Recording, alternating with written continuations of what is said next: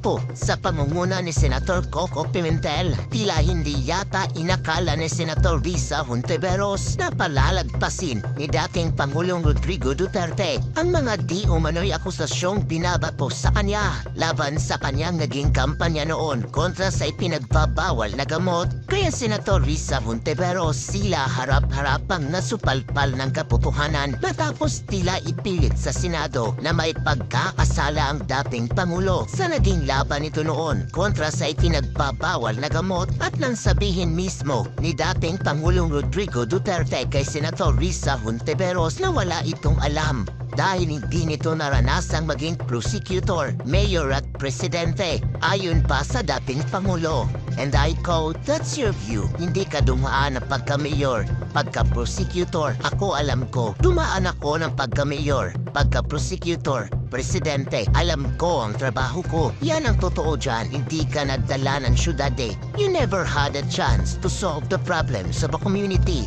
Hindi tayo magkaintindihan dyan."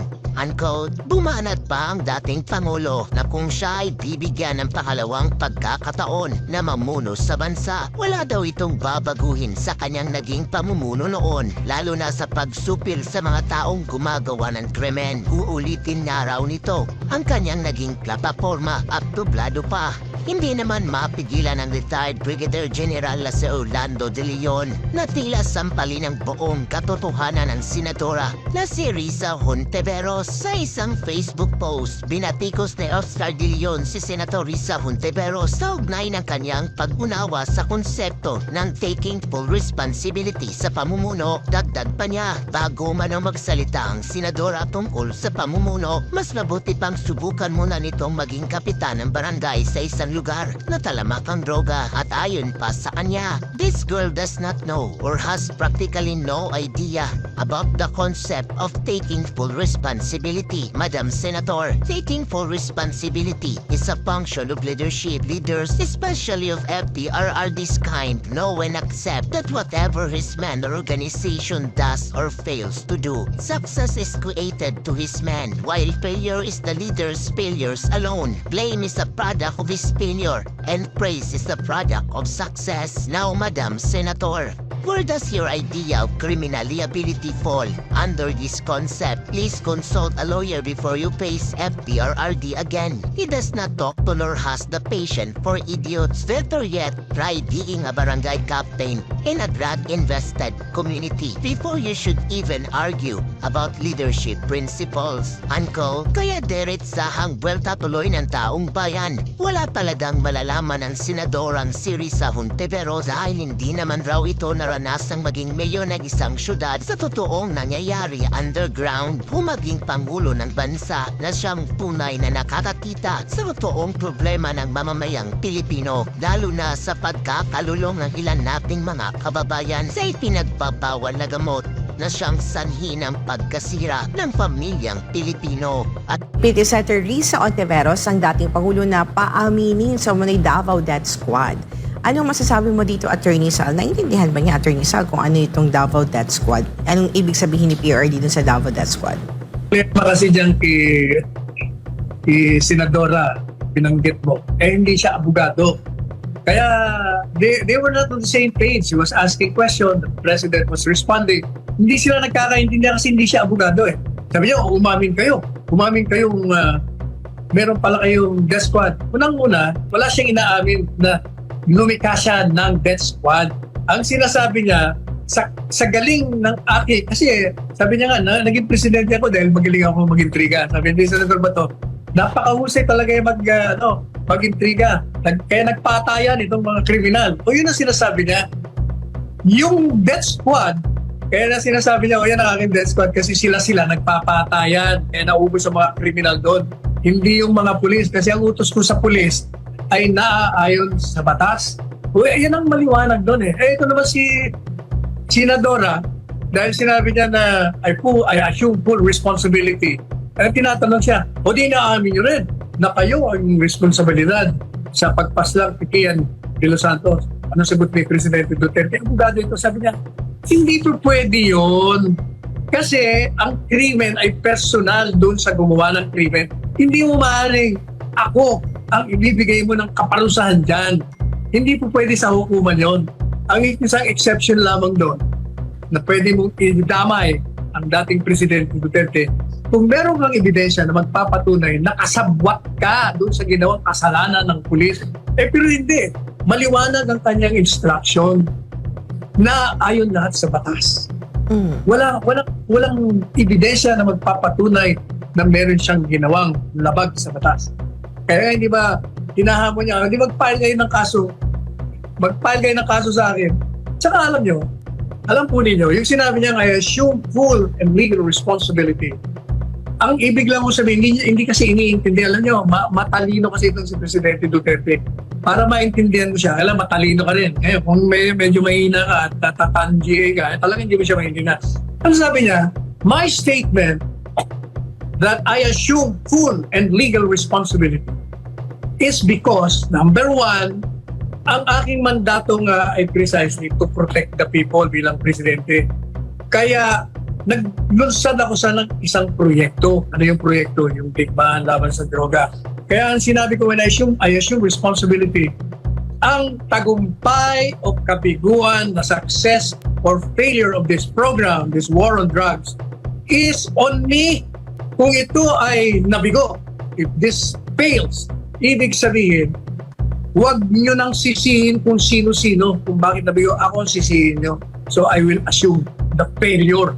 At kung ito'y naging tagumpay, huwag nyo nang ituro kung sino-sino ang naging daan sa tagumpay. Ako rin yun, ibibigay nyo kredito sa akin. Yun ang ibig sabihin. Ngayon, pinipilit ng senadora, teka, sinabi nyo, legal eh. Ibig sabihin, aminin niya na yung consequence ng mga maling ginawa ng mga pulis na humantong sa pagpatay, aminin, hindi nga po pwede kasi crime is personal to the offender unless you can prove conspiracy. Ngayon, ano bang nangyari doon? Yung legal responsibility sinasabi. Ang ibig po sabihin na assume legal responsibility. Since siya po ay naninilbihan sa sambayanan, kailangan manilbihan siya sa lahat ng mga biktima ng inustisya. Doon sa kaso ni Kian de los Santos, sa kaso pa ng mga ibang naging biktima ng mga maling pagtupad sa batas ng mga pulis. Ang trabaho ng presidente by saying I assume legal responsibility is that it is his duty to file cases, to pursue. O yun, hindi po yan ang ginawa niya. Pinahal niya ng kaso, inutusan niya, pailan niya ng kaso. O kaya, karoon ng hustisya na convict. Ngayon, nakakulong ang mga nasa likod. Yun ang tinatawag na legal responsibility. Ang pagbibigay ng hustisya ay sa pamamagitan ng pagsulong ng kaso sa hukuman laban doon sa mga kriminal, ang mga gumawa ng pulis na mali, hindi sa ayon sa batas. Alam mo, I'm very, very proud of PRRD. Gaya ng nasabi ko kanina sa SMNI, kahapon pala, nasabi ko natin sa SMNI, at gusto ko po itong ulitin. Alam mo, napakahirap maging oposisyon ngayon. Talaga, di ba? Alam naman natin, pag oposisyon ka, ididemanda ka. Gigipitin ka. Papatawag ka sa hearing. At hindi lang po sa iisang tao yan. Ginagawa po nila ngayon yan. Yung iba nga na tinanggalan na ng Facebook, ganyan po katindi ang gobyerno ngayon ni Marcos. Kayo ba sang-ayon sa akin? Pati yung mga bashers, sige, magalit kayo kung magagalit kayo. Pero ganyan na po ang administrasyon ni Marcos. Siya man ang may utos o hindi siya na may utos, wala siyang magawa sa nangyayari ngayon. Kaya po napakahirap maging oposisyon ngayon. Pero because of PRRD, alam ko nagdidiwang kayo, mga DDS, mga oposisyon, mga sawang-sawa na sa gobyerno na to. You know why? Meron tayong totoong leader. Yung leader natin hindi weak. Yung leader natin hindi nagtatago sa saya at palda ng kanyang mga vloggers. Hindi nagtatago sa kanyang media network. Siya mismo humaharap. Diyan ako very proud sa kay PRRD. At hindi katulad nung iba. Hindi magsasalita pero ang pinababanat yung mga vloggers. Pinababanat yung kanyang mga kaalyadong mga politiko. Pero duwag magsalita. I really hope na this time magsalita si Speaker Romualdez at si Marcos. Pero pakinggan muna natin ito, ha? Tingnan po natin. Ngayon natin yan. Pero We have run out of time for our... Ayan, ubos na oras nila. Gusto na nila mag-uwian. Kanino kay Presidente? Until now, sir. Okay. Until now. Can we excuse the President? Okay. Sige, Mr. President, by unanimous position, you are now excused from the hearing. Thank you for Ayoko, sir. attending. Thank you. ang lupit ni PRRD. You are now excused. Ayoko, sir. Grabe, ano. Yan ang presidente natin. Hindi takot. Pinatawag nyo ako. Ay, pag-usapan natin hanggang bukas tayo dito. Eh ako, tanong ko lang, Marcos, ha? Hinayaan mo itong mangyari. Ikaw man na nag-utos nito or hindi, hinayaan mo ang dating presidente imbestigahan. At yan ay magbubukas ng mga susunod pa. Ay si PRRD nga, inimbita sa Senado, iniimbita sa hearing. Malay natin, yung mga susunod na presidente, ganyan na rin. Iimbitahan na rin. Pagkatapos ng kanilang termino. And who knows, ha? Ikaw naman ngayon ang imbestigahan. Diba? Malay natin. Diba? Ito naman ang imbestigahan. Si BBM. Ang tanong, unang tanong, higit sa lahat, kaya ba ni BBM umattend sa Senado? O ang paaatinin mo yung mga vloggers mo? O halimbawa si Martin, kaya mo bang umattend sa Senado? O ang ipaa-attend mo yung mga vloggers mo? O ipapa-attend mo yung mga political affiliation mo, yung mga political dogs mo, yung tagapagtanggol mo, mga kaalyado mo? Kaya? Di ba? Si Duterte hindi, si PRRD, inimbitahan siya. Abay, ayaw na, sige, diretso pa tayo. Yan, baka sila Marcos at Tamba, puro excuses. Si Duterte hindi, ginusto nyo to eh. Parang sa madaling salita, naghamon kayo ng away eh. O, di kayo, nandito ako, suntukan tayo maghapon. Parang ganun na nangyari. Pinatawag nyo ako dito eh. Ginusto nyo yan eh. O, di sige. Diretso tayo. O. Sir, thank you na, sir. Whether you like it or not, kasi itong mga kaibigan niyo po rito, gusto na po kayo may para-relax po, Mr. President. Ito na kasi yung forum na maybe... Di ba? Sabi niya tapusin natin ito. Kahit hanggang bukas tayo. Kasi ang hilig eh. Alam mo, I agree with PRRD kasi kailangan ito marinig. Di ba? Hindi yung pagkakailangan nyo na naman ng grandstanding, papatawag nyo si PRRD. Bumabagsak kayo ang rating nyo, patawag nyo si PRRD. Di ba? Anong ginagawa nyo? Ginagamit nyo lang si PRRD. Pagka meron kayong pagtatakpan, may pagtatakpan kayong baha, patawag natin si PRRD. Ay, kasuhan na, patawag natin si BP Sara. Di ba? Kung may gusto kayo kay PRRD malaman, ngayon na, tapusin nyo na. Hindi kung kailan kayo tinopak, patatawag ninyo. Diba? Depende sa gusto nyong pagtakpan. Hindi ko sinasabi yung mga senado yung mga senadora, hindi. Kasi sinasabi ko, talagang sinisigaw yan ng kampo ngayon ng administrasyon ni Marcos. Si Risa. Diba? Hindi ko maintindihan, dilaw yan eh. Sa bagay, diba? Galit siya kay PRRD, alam naman natin. Alam natin bakit galit si Risa kay Vice President Sara at kay PRRD. Hindi ko na para banggitin. Alam kong alam nyo yan. At yan ay may connection sa fill in the blanks. Blank PA. Ay, hindi. Hindi. Basta ilagay nyo sa comment section. Di ba? Dire-dire. Tanong lang yan, ha? Tanong.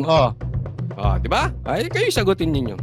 Binigyan ako ng panahon ng Panginoong Diyos na makarating dito and I could talk publicly. Alam naman lahat ng mayors yan. Kulang talaga ang suporta. Ang pulis ko, hanggang sweldo lang yan. May mapag-utos, walang gasolina, walang pang-follow up. Mr. President, Mr. Chairman, I think it's majority of the members of this committee. Ayaw nga ba to eh? Si Senator Bato nagsusumbong na, Mr. Chairman. Ayaw. Kita nyo? Ganun po kalupit si PRRD. Diba? Ginusto nyo yan eh. Invite kayo. Hindi na kayo nadala sa kaysaysayan. Always remember this. history will repeat itself. Pag hindi ka natuto, bakit ba nanalo si PRRD bukod mahal siya ng taong bayan? Because of social media, pinatin-atin nyo sa mga ganyang hearing-hearing eh. Alam naman yung matalino yan. Si PRRD, bukod sa matapang, matalino. At higit sa lahat, bukod sa matalino, meron siyang Davao na kung saan ay nalinis niya ng droga. At nung siyang presidente, ay meron siya talagang resibo. Hindi mo pwedeng didiinan si PRRD ganyan at maglagawa kayo ng kasinungalingan para sirain siya. You cannot put a good man down. Ginusto nyo. Hindi na kayo natuto. Hindi po si Senator Bato, hindi yung mga senador ha. O yung iba dyan. Hindi kayo natuto eh. Para kayong naghukay, tapos inilibing nyo yung sarili nyo doon. Ganun ang nangyari sa inyo. Senator Robinson Padilla, Senator Yes, Bongo, okay. Yes, I yours understand. truly, I and understand. even Senator Villanueva. I would like to excuse the President Yes, okay. from We this hearing. suspend so that the President Ayaw. can Ano ito? Ayaw ko. Ayaw ko kasi there are so many questions that should be left unanswered. we suspend our hearing. Di ba? Ayaw ko. Marami pang hindi nasasagot. Tapusin nyo.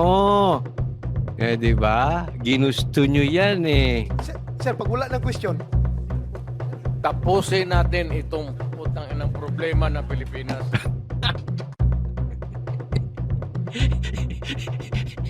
Ang galing ni Pia. Tapusin natin tong PI na problema ng Pilipinas. Di ba? Kung bagad sa nagpadala kayo ng sundalo para girahin, para ganun eh, para girahin ang bahay ni PRRD. Instead na magtago si PRRD nakipagbarilan. Ngayon sila umaayaw. Risa, hoy! Risa, asan ka na? Ha? Nako, di ko maintindihan sa inyo eh. Paano ba kayo niyan, no? Di ba? Di sunog.